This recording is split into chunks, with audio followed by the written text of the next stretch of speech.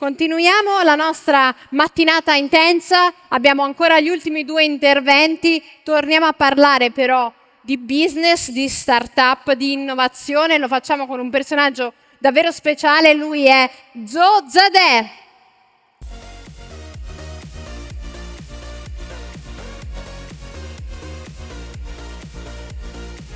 Hi Joe, nice to meet you, nice to have you here. We can sit down if you want.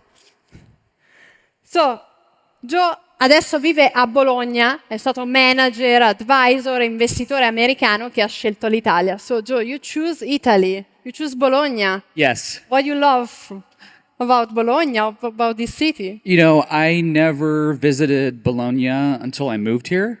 It was a random decision. But I've been here for 3 years, and to me, it's a perfect city, absolutely perfect city. So it's going on very well. Yes, love it, love it. Love it. Ok, parliamo anche insomma di come l'Italia si può posizionare nell'innovazione. So how you think can Italy carve out a leading position about innovation? If Italy can. No, I think, so I moved here to Italy not knowing that I would be an investor in Italian technology, and I've become very active since moving here. And it's because I think it's an underappreciated, underrated technology ecosystem. The talent here is very good. The people are very smart. I think in several years, you're going to see a very, very vibrant technology ecosystem. So I think it's a great place for an investor to be investing at the moment. Nice. This is good for us. And thinking about the word of startup, Italian, of course, startup, what's the strength and the weakness of this ecosystem? I mean, I think the strength is what I said. I think the talent is very good.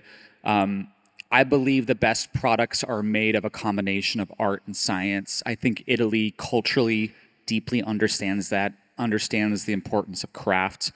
I think what's missing is ambition, like the idea that Italy could create generational international companies. And I think part of that is, as the Italian tech ecosystem gets more and more advanced, more of those people will leave those companies and start new companies and make it bigger and bigger, like a virtuous cycle. So I think we just need more time to let the cycle start moving.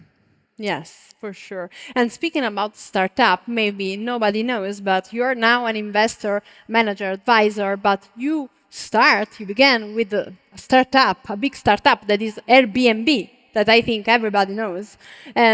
So how you start with this startup? How is working in a startup? And tell us something about your story there. You know, it's interesting because I joined Airbnb when we were 9 people in an apartment, a 3-bedroom apartment in San Francisco. Not a garage. No, it was an apartment. Okay. Not much more space than a garage. And it was very exciting. None of us knew that it would become the sensation that it became. And it was a lot of energy, people very passionate.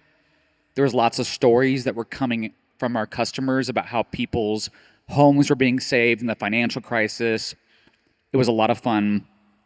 And then we grew and grew and grew. And I started as a software engineer, then I became the head of product. And then my boss, Brian Chesky, the CEO, and we started the next generation of Airbnb, which was tours and activities, Airbnb experiences, which are very popular in Italy. Very popular in Italy. Yes, for sure. I mean, Airbnb is one of the most popular apps, I think, in the world. But at the beginning, the idea was the same as the Airbnb grow.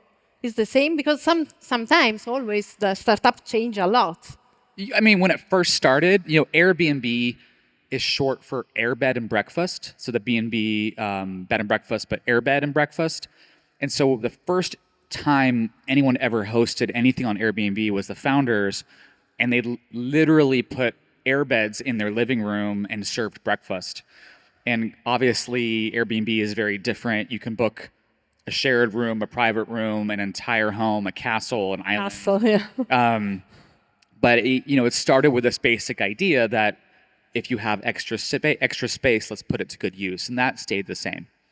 And how you can describe the success of a startup if someone is listening to us, what you can suggest to like win, not this big challenge to become a big company? I think the most important personality trait you need is grit or resilience, the ability to not give up.